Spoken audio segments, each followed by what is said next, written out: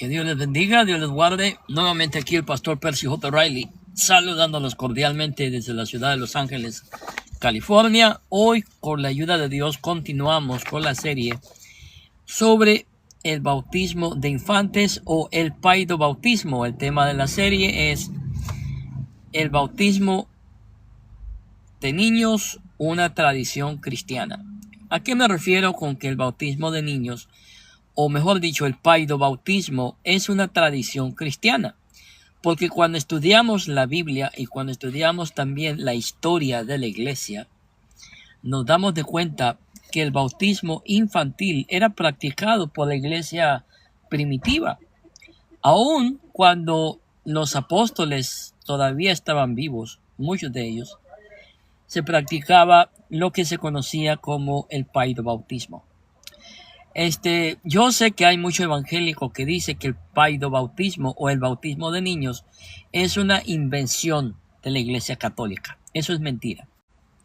Lamentablemente los evangélicos, por su prejuicio, por su rabia, por su odio hacia la Iglesia Católica, no pueden entender, no pueden captar que el bautismo de niños no es una invención de la Iglesia Católica.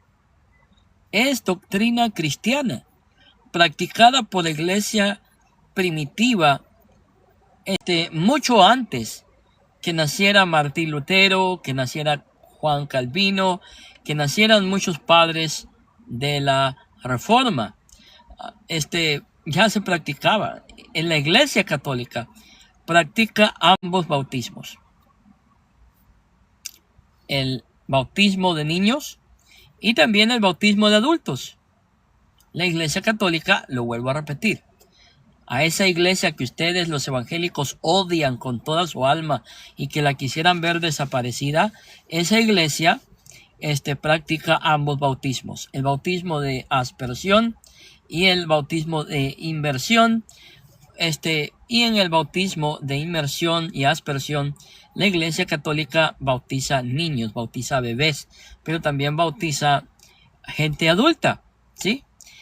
Si no, pregúntenle a esos más de 400,000 evangélicos, que muchos de ellos eran pentecostales, se convirtieron en el mes de abril durante la Semana Santa. Pregúntenle a ellos, y van a ver, ¿sí?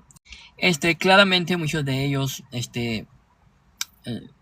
eran católicos y se regresaron a su casa, a su hogar. Pero en esta noche, o en esta tarde mejor dicho, vamos a hacer un breve estudio, que es una serie también, ya les dije, sobre el bautismo de infantes o el paidobautismo. El paidobautismo es una tradición y una doctrina cristiana que se encuentra en la Biblia. Durante mucho tiempo, yo, como pastor bautista, no tenía ninguna opinión agradable sobre el bautismo de niños. Esa es la verdad. Cuando yo fui convertido, cuando me convertí a la iglesia cristiana evangélica y me bauticé dentro de una iglesia bautista, que es a la que pertenecí por 25 años, hasta que me fui al pastorado. Claramente antes del pastorado estaba como evangelista, predicando en muchos lugares, pero hasta en el año 2011, cuando me ordené como pastor dentro de la denominación bautista del sur, yo creía en el bautismo de adultos, en el credo bautismo. Esa es la verdad. Y no tenía ninguna opinión favorable hacia el bautismo de niños, pero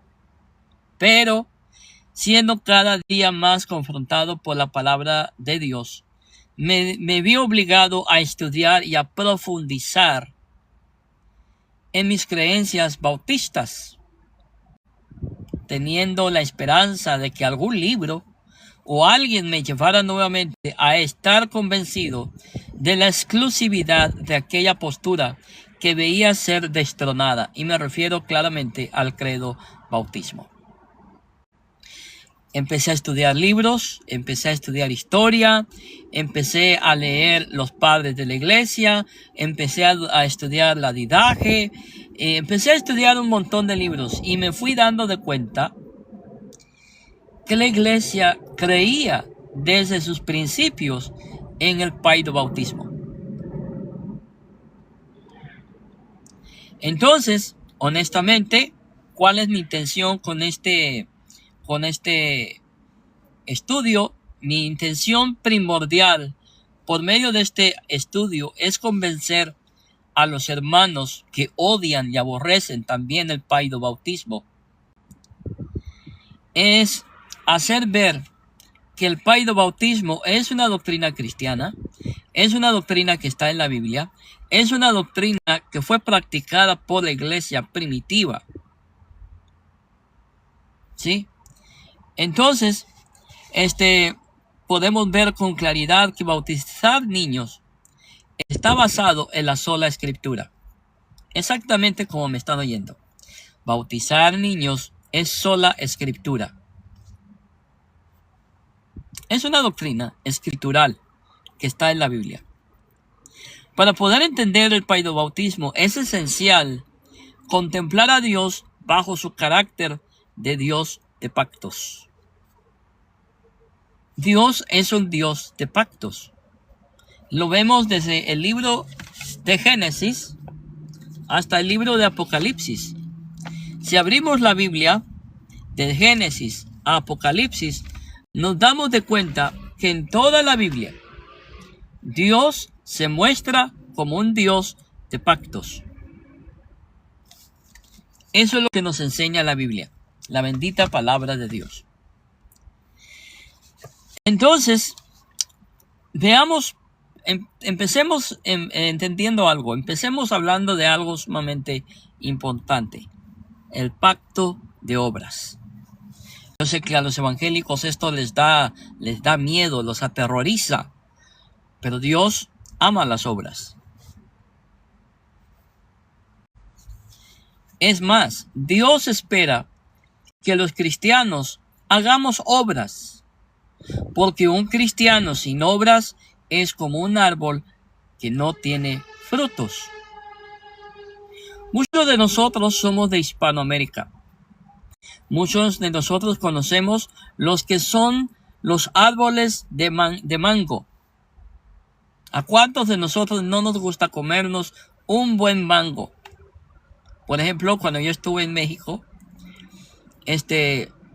iba a Veracruz, los hermanos me daban de comer a mí mangos de Manila. No sé si ustedes conocen los mangos de Manila. Son unos mangotes, como dicen los hermanos de México, son unos señores mangos, ricos, dulces, ¿sí? El problema es cuando vamos a un árbol frutal y ese árbol frutal no tiene frutos. ¿No nos decepcionamos? Bueno, Dios espera que nosotros, hermanos amados, llevemos frutos, llevemos obras de aquello que decimos ser. Entonces, veamos por qué del tema que vamos a ver en esta hora, pacto de obras. Vayamos al inicio de todo. Vayamos a Génesis. En el jardín del Edén podemos ver el panorama completo del pacto de obras.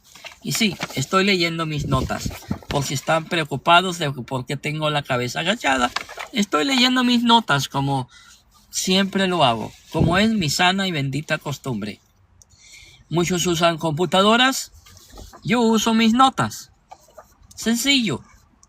Entonces, vayamos al inicio de todo. ¿Dónde empezó todo? En el libro de Génesis. Ahí empezó todo. En el jardín del Edén podemos ver el panorama completo del pacto de obras.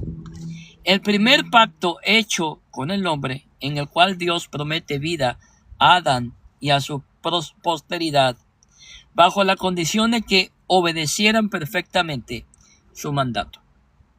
Es ahí donde Dios hace su primer pacto, en el jardín del Edén. Vemos a Dios poniendo las condiciones del pacto y estableciendo el árbol como señal del mismo. Génesis 2, 17 al 18. ¿Quién es el que establece el pacto? El que establece el pacto es Dios. ¿Quién es el que pone las órdenes? ¿Quién es el que pone las pautas del pacto? Es Dios. El hombre no hace pactos con Dios. El hombre no establece pactos con Dios. El hombre no le dicta a Dios lo que debe de haber en el pacto. Es Dios quien establece el pacto con el hombre. Y lo ha hecho desde el principio. Y es Dios quien le dice al hombre, estas son las pautas que tú debes de hacer el pacto, que tú debes de obedecer y que tú debes de someterte a este pacto que yo estoy haciendo contigo en este momento. ¿Por qué el hombre no le puede decir a Dios ni puede establecer pautas en el pacto? Porque el hombre no tiene nada que ofrecer. Sencillamente, el hombre, el ser humano, no tiene nada que ofrecerle a Dios para poder hacer un pacto con Dios. Pero Dios sí puede hacer pactos con el hombre, porque Él tiene la capacidad de poder cumplir el pacto hacia el hombre. El hombre no puede cumplirle a Dios, porque el hombre está caído, el hombre está muerto en sus delitos y pecados. Entonces, en Génesis capítulo 2, versos 17 y 18, vemos cómo Dios establece este pacto con Adán y con Eva. Una vez Adán desobedeció el mandato de Dios, no solamente se afectó él, sino que el pecado entró a la humanidad por todos los siglos venideros hasta que Cristo venga. Romanos capítulo 5, verso 12. Es bien claro que Dios no castigó a Adán solamente, sino que toda su descendencia se vio afectada. Y este es el carácter, mis estimados oyentes que me están escuchando en este momento,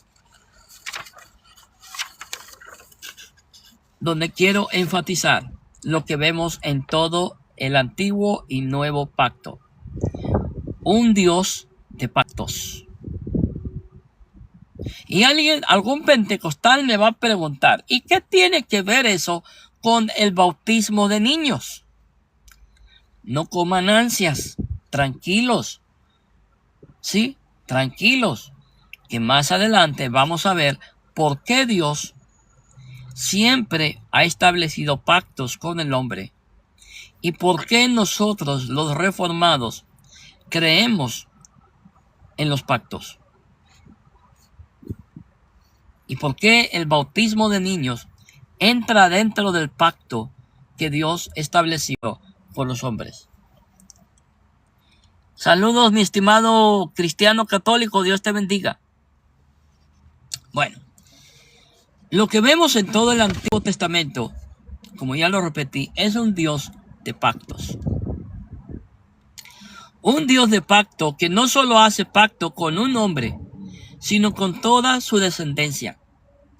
Preciso mencionar y además que luego de la caída, en lugar de Dios dejarnos en la muerte para pagar el pecado, Él nos hace objeto de su gracia.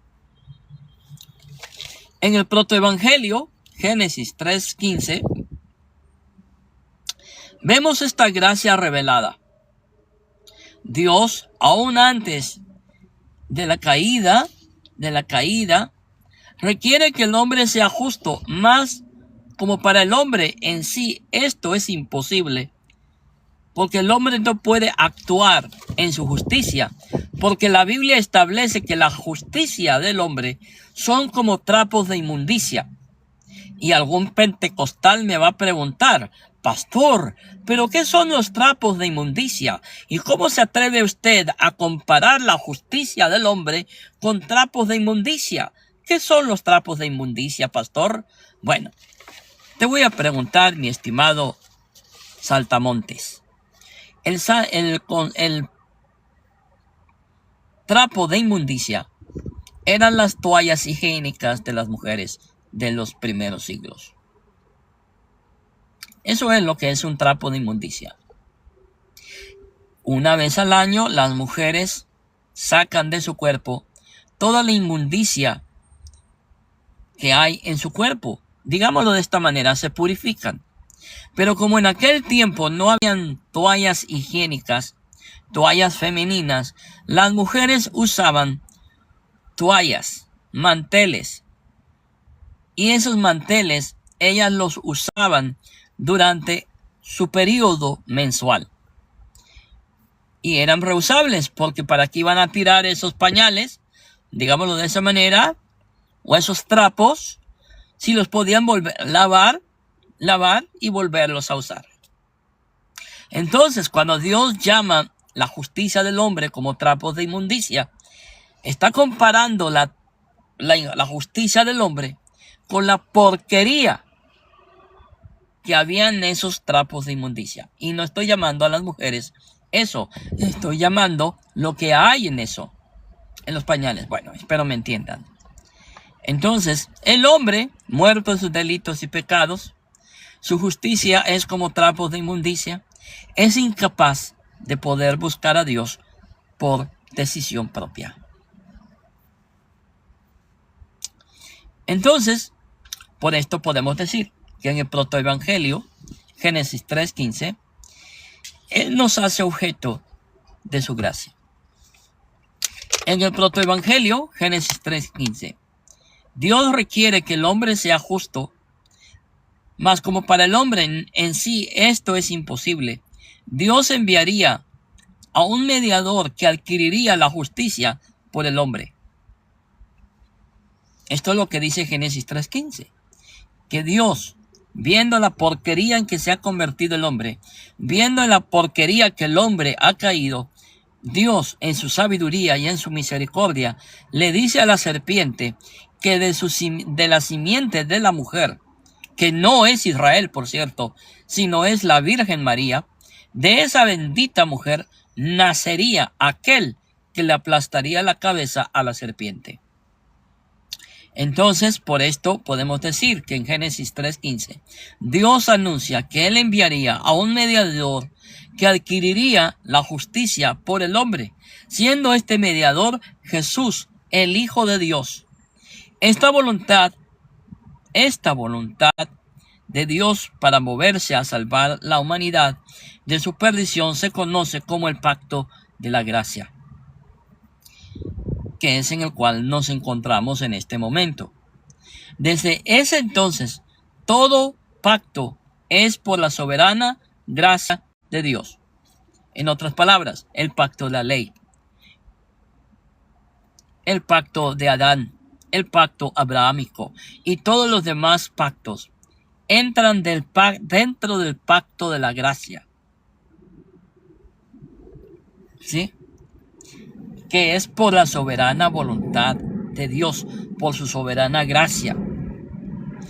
Lamentablemente hay mucho evangélico que piensa que Dios no es soberano, que Dios no tiene el derecho de decidir. Pero les anuncio esto, que Dios es soberano, a pesar que usted no crea en la soberanía de Dios. Permiso, voy a tomar un poquillo de agua.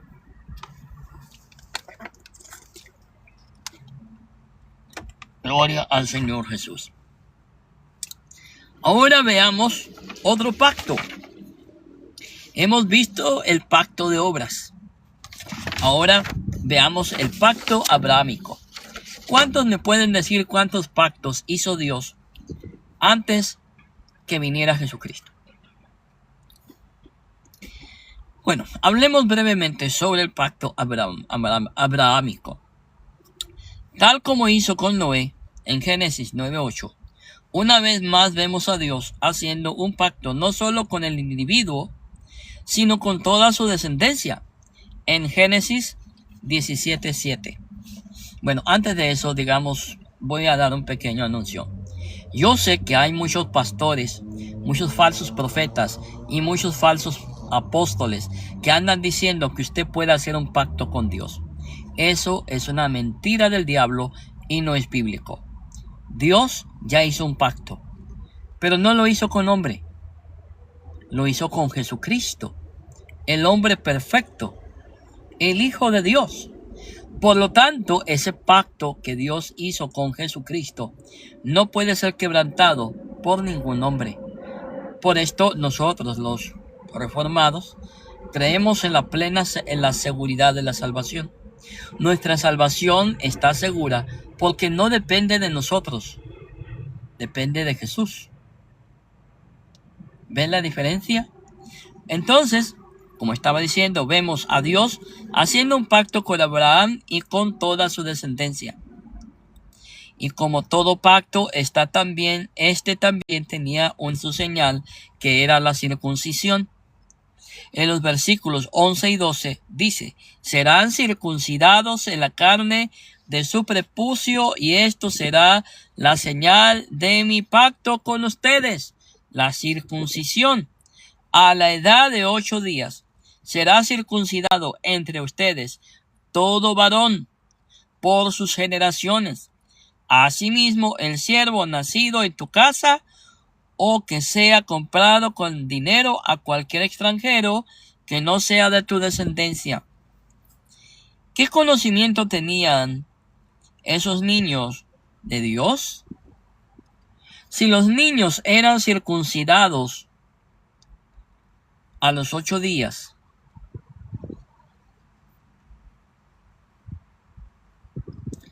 ¿qué conocimiento tenían ellos de Dios? ¿Alguien me puede decir? ¿Qué conocimiento tenían ellos del Pentateuco? ¿Qué conocimiento tenían ellos del Dios de Abraham, del Dios de Isaac, del Dios de Jacob? La respuesta es sencilla. No tenían ningún conocimiento de Dios. No podían creer. Los evangélicos dicen: es que los niños no pueden creer y por esto no pueden ser bautizados. Bueno, los niños en el Antiguo Testamento tampoco podían creer. Tampoco tenían conciencia que eran unos viles pecadores, pero eran circuncidados. ¿Y quiénes tenían que educar a esos niños en el Talmud? ¿Quiénes tenían la obligación de enseñar a esos niños el Pentateuco, la ley de Moisés, los mandamientos? ¿Quiénes? Los padres. De la misma manera, dentro de la iglesia, ¿quiénes son los responsables de educar a los niños en la fe? Los padres.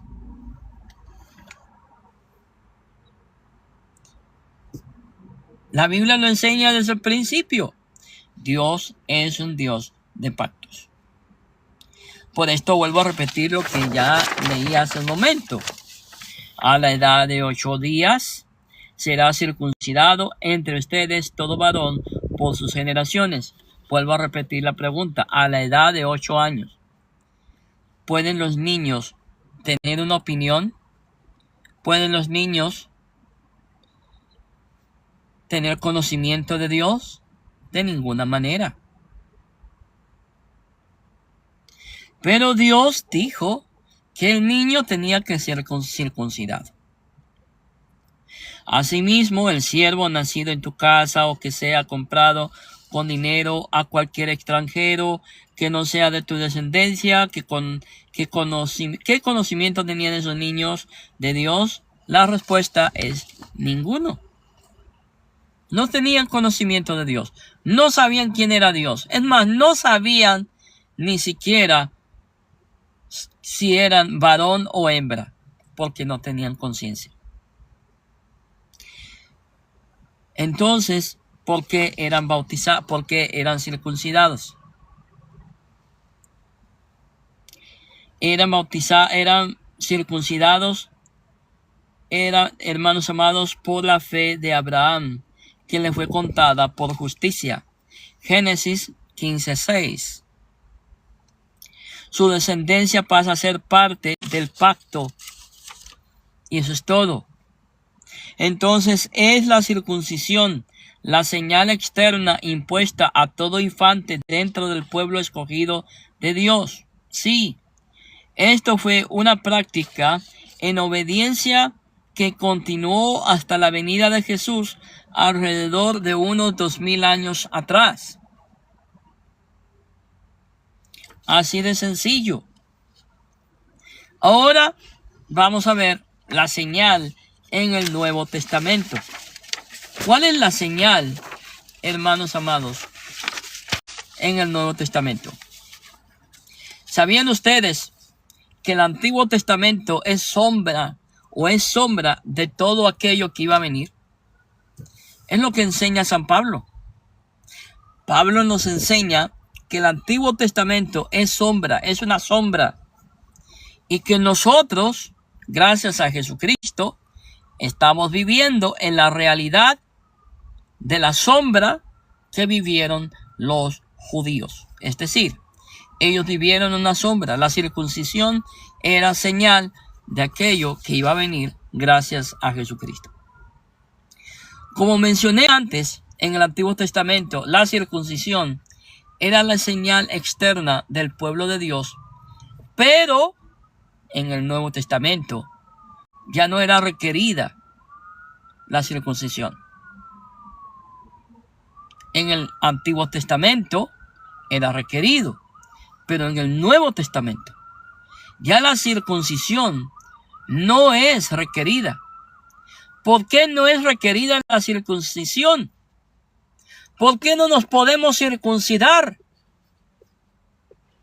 Porque gracias al sacrificio de Jesucristo, gracias a que Cristo derramó su preciosa sangre, nosotros estamos exentos de guardar una ley y de guardar las costumbres judías. Entonces, toda obra, toda efusión similar es innecesaria por el pacto de la gracia, por el sacrificio de Cristo en la cruz del Calvario. Pablo sabía y lo expone claramente que esta práctica ha sido abolida. Gálatas capítulo 5, verso 2. Sin embargo, la señal del pacto no fue borrada por completo, sino que fue sustituida por el bautismo. ¿Sí me oyeron? La circuncisión ya no es necesaria. No fue abolida totalmente. El bautismo, hermanos amados, es la sustitución de la circuncisión dentro de la iglesia de Cristo. Por esto es que los reformados, luteranos, metodistas y ¿quiénes más? Episcopales, anglicanos, pueden practicar, o metodistas libres también, bautizamos niños. Y como la iglesia primitiva lo hacía, también se bautizan adultos, porque la iglesia de Cristo por 2000 años ha practicado ambos bautismos, el bautismo de adultos y el bautismo de infantes. Lamentablemente, la iglesia evangélica, por su prejuicio hacia la iglesia católica, aborrece esa tradición cristiana y bíblica, porque nosotros no separamos a los niños de la iglesia. Nosotros aceptamos en la comunión de la iglesia a los niños. Si usted va a un culto pentecostal, usted se va a dar de cuenta que durante el culto, durante la predicación, los niños están fuera de la iglesia. Están en un cuarto, supuestamente recibiendo educación cristiana. En muchos casos no es así. Nada más se les pone una película de Mickey Mouse, unos caricaturas para entretenerlos. pero no para educarlos en la palabra de Dios. Estos ojitos que ven ustedes atrás de estos lentes, lo han visto. En cierta ocasión, un amigo y yo, pastor él, de las Asambleas de Dios, fuimos a visitar a una iglesia. Y cuando ya nos regresamos, íbamos en el carro y él me dijo, te voy a enseñar algo. Y yo le dije, ¿qué? Y él le hizo una pregunta a su niña. Mija, ¿qué le enseñaron hoy en la escuela dominical a usted? Ella dijo, nos pusieron a ver una película. Una película. De Walt Disney, de Mickey Mouse. Y él me dijo, ¿ves por qué? Yo le pregunté y yo le dije, sí. Porque la razón por la cual los padres, ahora que soy padre, puedo yo decir que la iglesia evangélica no está educando a los niños en la palabra de Dios. Los entretiene, pero no les enseña la palabra de Dios. Por esto es que los jóvenes, cuando ya alcanzan alguna edad adulta, muchos de ellos se van de la iglesia, porque dentro de la iglesia no los instruyeron en la palabra de Dios. A diferencia de los judíos, que el niño a la edad de 12 años tenía que saber ya el Pentateuco. Los 5 libros. Ok, alguien me va a preguntar, pastor, ¿qué quiere decir Pentateuco? Bueno, se los voy a decir. Penta es 5. Teucos, libros. Entonces, cuando unimos esa palabra, estamos diciendo los 5 primeros libros de la Biblia. Eso es lo que quiere decir Pentateuco. Entonces, es lamentable que los evangélicos, por su aborrecimiento a la iglesia católica, no puedan entender que el bautismo es una tradición cristiana. Déjenme tomar un poco de agua. Gloria a Dios, ¿qué hora es ya? ¡Ay, madre! Ya debo estarme preparando porque ya voy de salida. Mi último break, mi último descanso lo tomo yo antes de salir. Para estar descansadito, irme tranquilo al trabajo. Y aparte porque hay mucho tráfico aquí en Los Ángeles.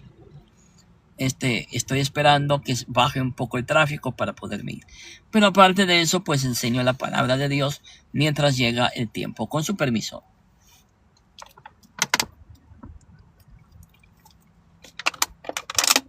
Gloria a Dios. Para terminar, bueno, como no me va a dar tiempo de poder continuar, lo voy a dejar para otros días, otro video si Dios lo permite. Termino diciendo esto. El teólogo Pierre Marcel explica certeramente Colosenses 2, 11 al 12. Colosenses 2, 11 al 12. Al decir, la circuncisión de Cristo, es decir, la del corazón, representada por la circuncisión en la carne, es cumplida por el bautismo.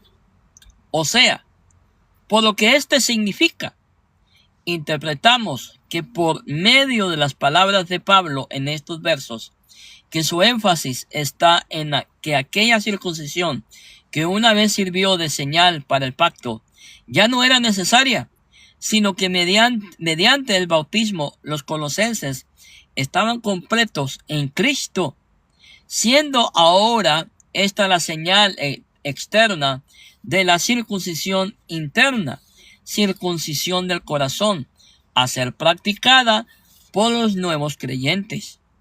Ya la señal del pacto no pertenecía a un grupo étnico, como fue con el pueblo de Israel, sino que ahora es extendida a todo aquel que pone la fe en Jesucristo, sin dejar fuera a los niños.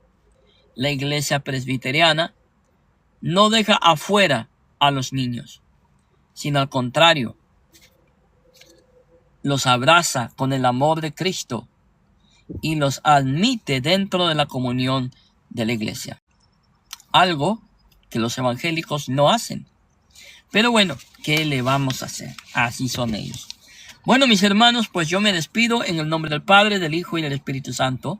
Y le doy gracias a aquellos que nos estuvieron apoyando. A mi hermana Helen, que Dios me la bendiga, la guarde. Y muchas gracias, hermana, por su apoyo, por su participación.